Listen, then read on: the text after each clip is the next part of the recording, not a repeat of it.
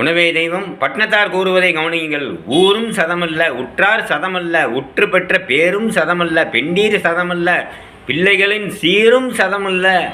இது என்ன பொருள் என்றால், ஊர் சதமல்ல அப்படின்னா ஊர் உனக்கு நிலையானதல்ல, உற்றார்களும் நிலையே ஆனதல்ல, உற்று பெற்ற பேரும் அந்த புகழும் நிலை கிடையாது, பெண்டீர்களும் நிலையானது கிடையாது, பிள்ளைகளும் உடைய சீரும் நிலையானதல்ல, செல்வமும் சதமல்ல, செல்வமும் நமக்கு நிதம் சிறப்பானதும் இல்லை, அது நிலையானதும் இல்லை. தேசத்தில் யாரும் சதமில்லை, இந்த தேசத்தில் யாருமே யார் இருந்தாலும் அவர்களும் இருக்க போவதில்லை, யாருமே இருக்க போவதில்லை, இருந்ததும் இல்லை.